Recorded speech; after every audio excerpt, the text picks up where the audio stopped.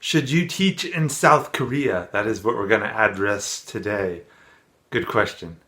Maybe a better question is, can you teach in South Korea? I am filming this January 2021, the height of corona. Well, I don't know if it's the height. Maybe it'll get higher. 6 feet high and rising. But it's right now, coronavirus is on the prowl. So good luck even getting into South Korea at the moment. But perhaps some future moment you shall be able to enter once again the Hermit Kingdom. Is that still called that anymore? South Korea, and do some so-called teaching of English, as I did long ago. I realized I had never really talked about this. Maybe I have, and I just totally forgot about it, but I don't think I have. So let's look at, do you want to teach in South Korea?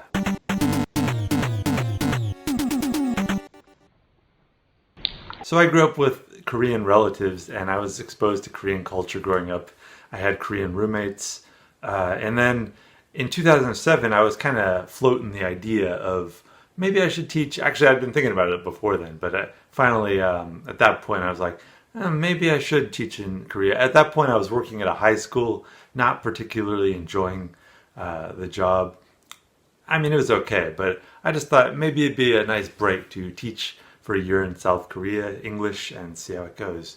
So I decided, though, instead of just getting a job and going without ever visiting, to visit. I had 2 weeks off in the winter of 2007 because I was working at a high school, winter break. So they gave me 2 weeks off. I flew not just to Korea, actually. I went to Hawaii for the first time, to Oahu and the Big Island, visited my relatives there, and then I went for a week in Korea, and I stayed with my former roommate and his family, and very close to Seoul in Incheon, which is the major airport city in, when they say Seoul Airport, they're talking about Incheon. And very easy to get to Seoul. You can get to Seoul by train in, I don't remember, maybe 45 minutes. And so it's pretty conveniently located. Korea is very well networked with public transportation, trains, buses, what have you. So it's very easy to get around. And so I just enjoyed it for a week. It was very cold. It was winter. But I kind of got a flavor of Korea enough to think that, I enjoyed it, and I think it'd be neat to teach there. So I contacted a recruiter, and by the end of that school year, the school year finished in June in the U.S., so I was able to get a job in South Korea at a middle school, a public school.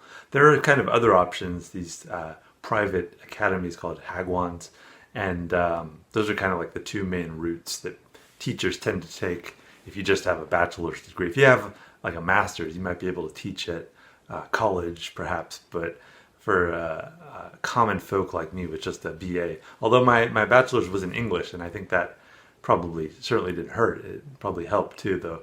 And I didn't find I had much trouble getting a job. And anyways, I got a job in Bucheon, which is, I'm probably pronouncing it wrong, even though I lived there for a year, but it's between Incheon and Seoul. Again, very close to Seoul, and people in Seoul might think it's out in the sticks, but because it's on the edge of Seoul, like out on the borderlands. But the population density is like, I forget what it is. It's like higher than Los Angeles, so it's not suburban by any means. It's very densely populated. So I worked at a middle school, which I think, what is that, 13, 14, and it was pretty small, like maybe 300 students, maybe about 10, 12 teachers, and maybe like 5 or 6 administrative staff, and then just like a long 2-story building with a big dirt field in the front. Like you see those all over schools in Korea. They just have these dirt fields for soccer. I sound like I'm making fun of it, but actually it's a lot better than all this grass that we have in the U.S. for wasting water. But anyways, it was a small school, and my schedule, I'm trying to remember, because this was, I worked there from summer to summer, 2008 to 2009, so it's been a while, and things have probably changed to some degree in some ways, but a lot of things I'm guessing are quite the same.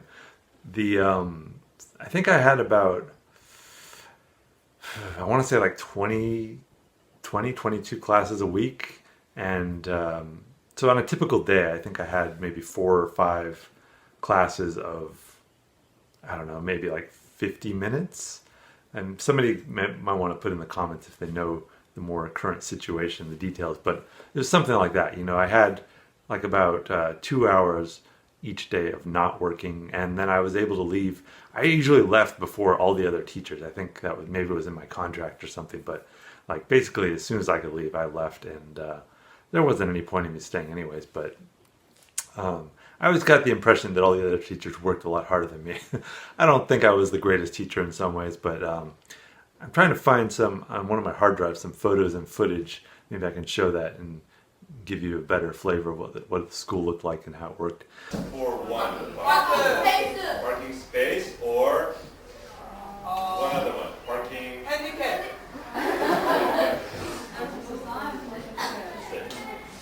Any guess?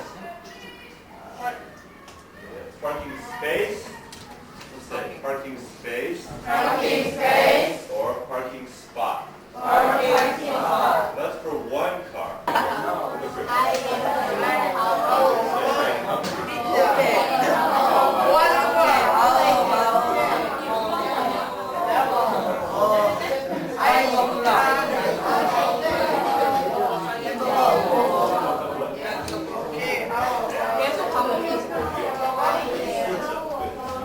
But the kids were great overall. I would say they're better behaved than American kids in general. They had to wear uniforms, so it had like almost like a private school feel, even though it was a public school. They had to go to school on Saturdays, I think sometimes, or all the times, I don't know. I never went on Saturdays. That was not in my contract either, and I refused to do that. I got a good amount of vacation time. I don't remember how much overall over the year. I want to say maybe nearly 2 months over the course of the year, public holidays and breaks and so on. So a good amount of vacation, paid vacation, like all year long. And my apartment was paid for.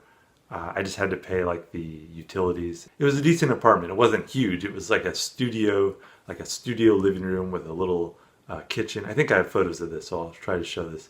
A little kitchen, little table, and then upstairs there was like a little loft that I slept at, and it was like on the, I can't remember if it was like on the, I think it was on the 11th floor, looking down on Songnhae Station in Busan, and so very conveniently located. Yeah, a decent apartment. I don't know how much it would.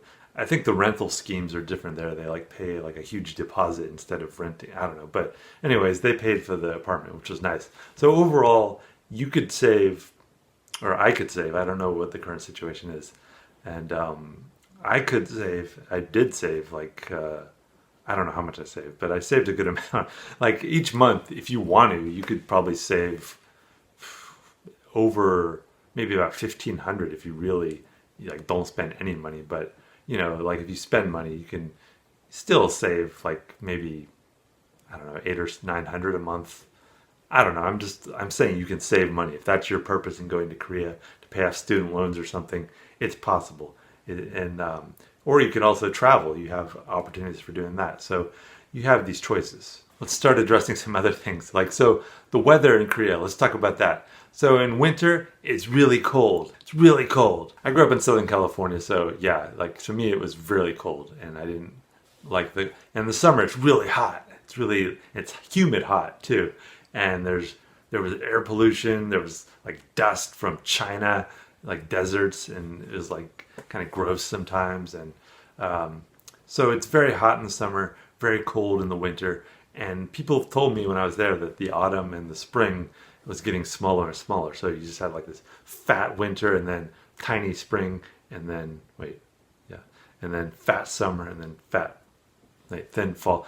I'm saying like the weather was generally unpleasant. Let's talk about the school. The first day I arrived, like my co-teachers took me from the airport to my apartment. They dropped me off and they said like, tomorrow, I think that's how it worked. They like came to get me, and we went to the school to meet everybody, like the principal, all the other teachers.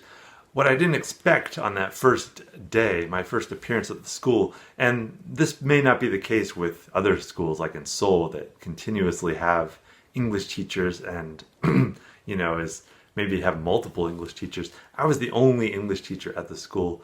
I was maybe the first English teacher at the school because I think it was a pretty new school. So when I arrived, I was not expecting this, but the kids were like flipping out, like trying to get a glimpse of me and see who I was, and like shrieking in the halls like some like Beatles concert or something. It was bizarre and unexpected. So I was not prepared for that at all. All the teachers were very friendly and nice for the most part. Did they speak English? Some of them did. A few of them spoke decent English. A lot of them, the principal spoke, the vice principal, both of them spoke no English whatsoever. Maybe like, I want to say like 5 spoke conversation level English, and one of the teachers who was kind of like the main person that I interacted with, she spoke pretty good English, and I had co-teachers that spoke both English and Korean that they would work with me in the class because my Korean was pretty limited.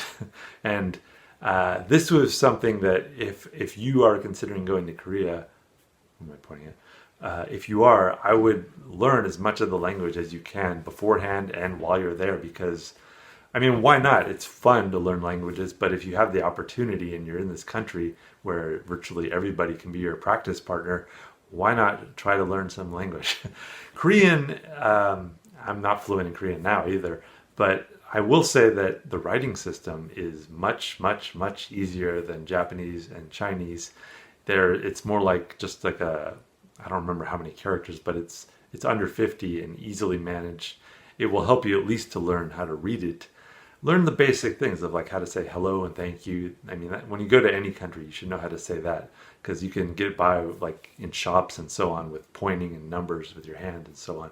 But I mean, learn as much as you can. There's so many more tools now for learning languages online that I would prepare as best you can. It will make your experience a lot better and a lot more enjoyable. That's the one thing I tried. At the time, I remember I used a little Rosetta Stone, and it was horrible and painful, and I wasn't enjoying the experience at all. But I've found much better language tools since then, and there's a lot of language tools out there. You can look on YouTube and read all about it, but do it if you can, because it's fun.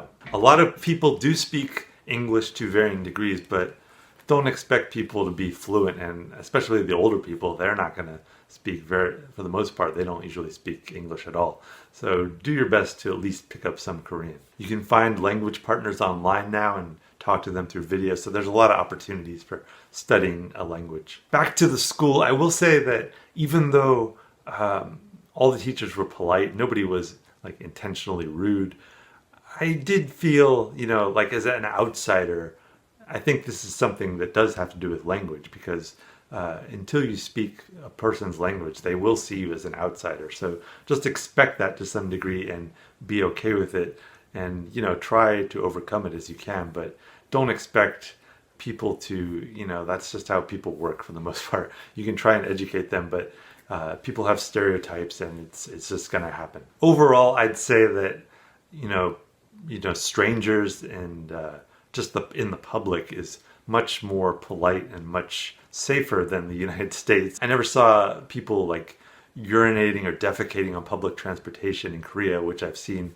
in the United States and other wonderful events like that. So overall, I'd say Korea is just a more manageable society. Like I remember like walking home late at night, like 1 or 2 in the morning, and there'd be like women out alone, going home alone without any worries about their safety. I would say that violent crime is significantly lower and just not expected or tolerated in the society. I will say that working for the public school system and the government, they give us some training sometimes, but for the most part, I never felt like, it's basically just figure it out on your own. That was kind of the feeling I had. It was like, you're a quote unquote teacher. You've been selected by this recruiter or whoever that got some money to bring you here.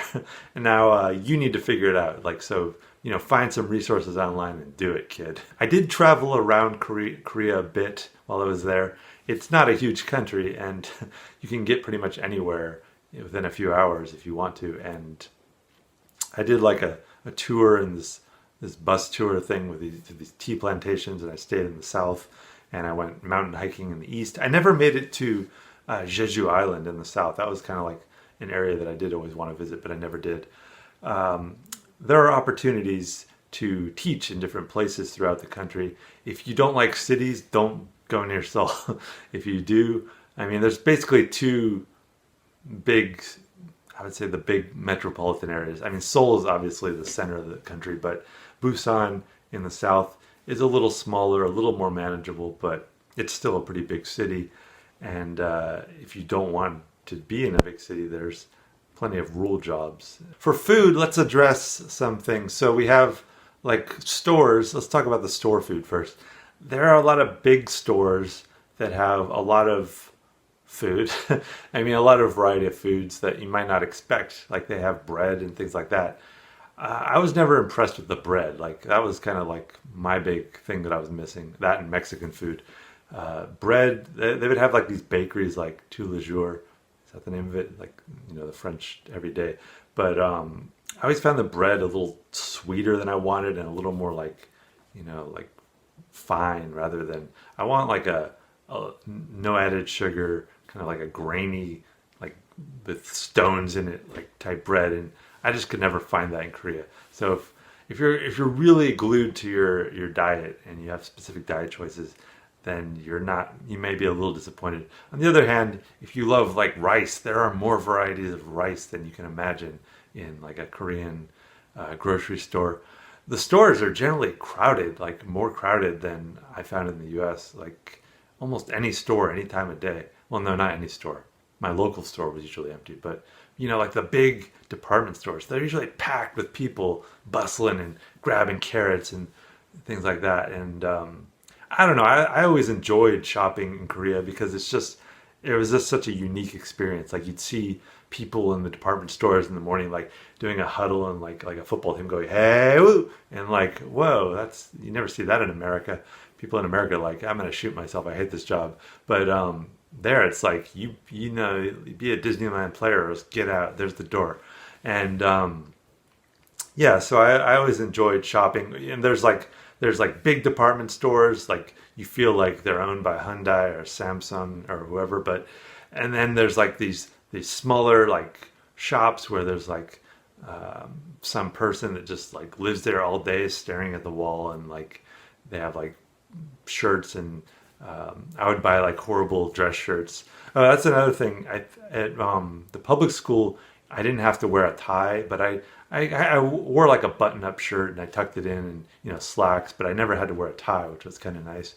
Didn't have to wear a suit or anything like that. I've heard that the private academies may be a little more formal, so you may be expected to wear a tie. So if that's another issue, I mean, I don't like dressing up for the most part, but it was tolerable, and yeah, whatever. Back to the students, their English ability varied. Some of them had lived in English-speaking countries like Canada or the U.S., and they could actually almost converse. Some of them like barely understood they seemed so dazed in English class, and like I felt like I was wasting my time. They felt like they were wasting their time.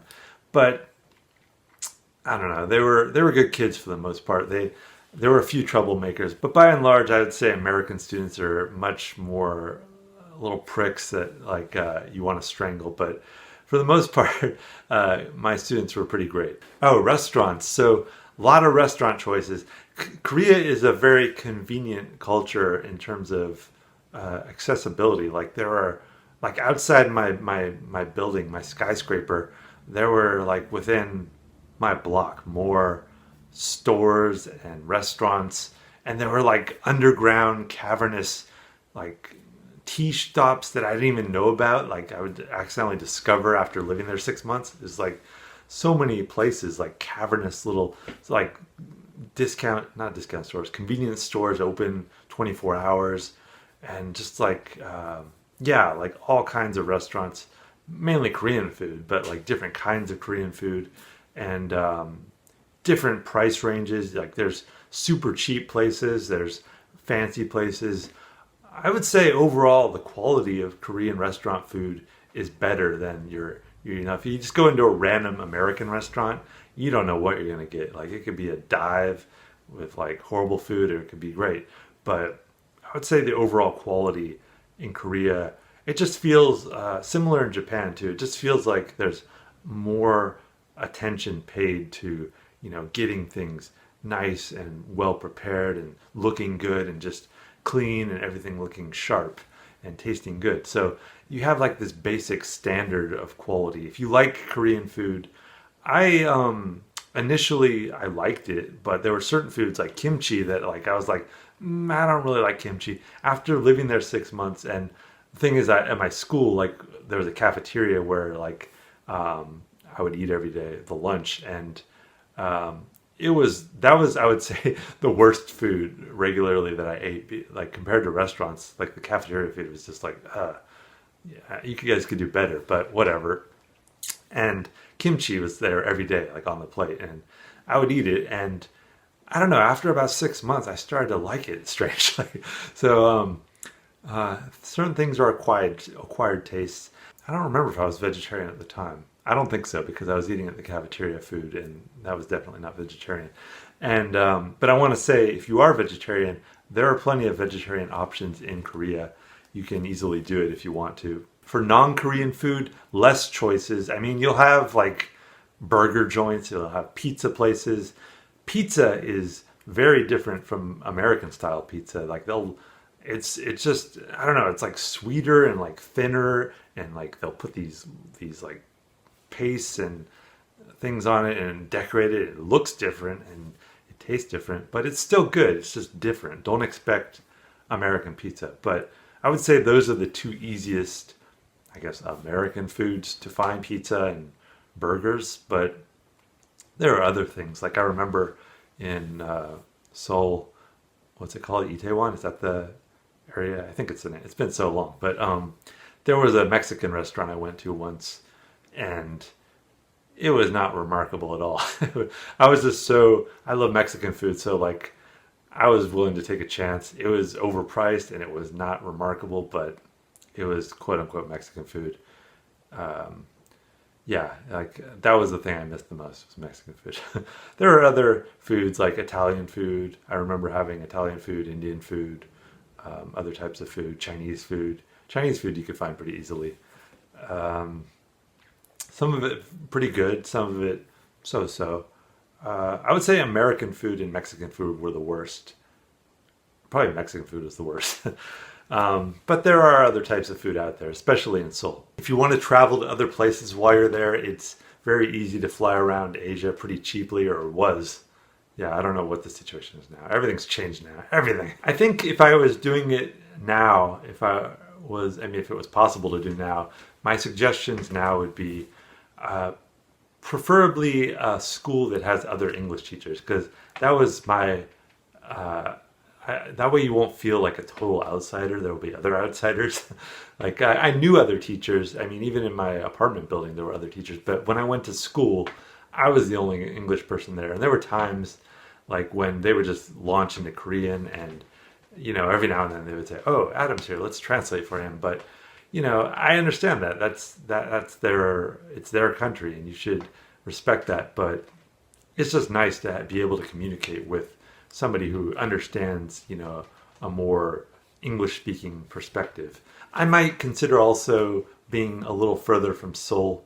It just depends on what your interests are and what you plan to do with your year. I mean, pick something that you normally do, a hobby that you do in the U.S., and do it while you're there. If you like bowling, there's bowling alleys. If you like rock climbing, there's rock climbing places. If you like karaoke, they call it noraebang.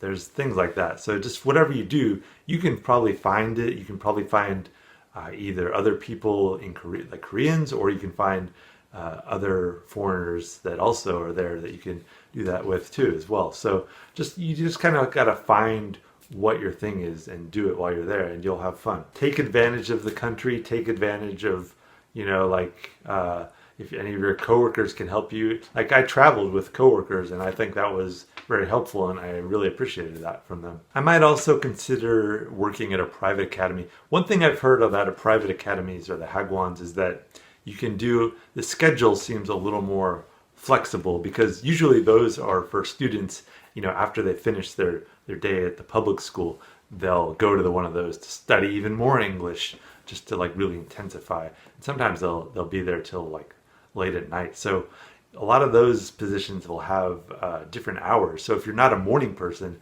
like I had to get up every morning and be at school by, I don't remember, 8, like some absurd hour. But some of the Hagwons, you can be like you can start like at 2 or 4 in the afternoon or something, but you'll work later. But they seem a little more flexible in what's possible. On the other hand, I've heard that they don't have as much vacation time, so it's just priorities. Would I do it again? I mean, again, right now it's probably not possible, but I don't know. It would have to be under very specific circumstances. I think I would prefer to be outside of a big city, and I would prefer, yeah, like it would just have to be much more tailored to my own taste. But on the other hand, I feel like I've studied some Korean, and I would definitely intensify my Korean study to, I would like really like try to learn it, and so that would be fun. I've grown to like language learning so much more since then, and just know how to do it better. So yeah, I think that would help enormously. I would never live in a country again without speaking the main language. It's absurd. You need to do it wherever you're at. Like just learn the main language. It's fun. It's worth it. So I mentioned something that I looked at some jobs in Korea once, and I noticed recently that the salaries didn't seem like they'd gone up that much. Like they were still very, I don't remember what I was paid exactly. Like it was like 1.9 million won. Does that sound right? But it was like the equivalent of about $2,000. And I looked recently, and it seemed like they were like 2.1 million won. Like this was like 12 years later, and the prices, the salaries hadn't really gone up. That was weird. So I don't know if inflation has just frozen in Korea, or if they're just like, we don't really need you foreign teachers, or what, but it was strange. So all these things to consider in mind, and yeah, I hope this helps you make your decision. I don't think it's a clear yes/no decision of, no, Korea is horrible, or yes, Korea is wonderful. It really depends on your circumstances, and I hope I've given you some information to help you make that decision when the borders do eventually, hopefully, ease up again, and you are able to teach in Korea, if that is what you desire. And if you do it, I hope you have a wonderful time and enjoy your experience. If it is your first time teaching abroad or living abroad, it can be wonderful. Although I'm generally not leaning towards teaching in Korea again, I would love to visit Korea again. It has been, I think I've been 3 times now. The first time when I went to Hawaii in Korea, second time when I lived there for a year, and then the third time I did a 5-month trip through Asia, and it was the last stop. I briefly went to Busan and after Japan, and I flew back to the US. So it's been since 2012 that I've been to Korea, and I would love to do another trip. I've been thinking about a trip to Japan and Korea, so maybe that'll happen in the next year or so, if depending coronavirus allowing.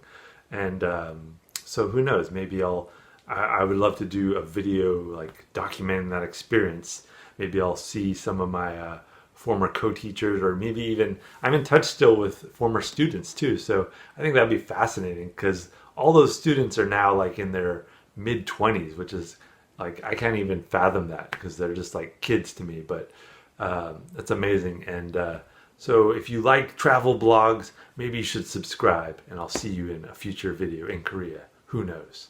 Who knows? Who knows?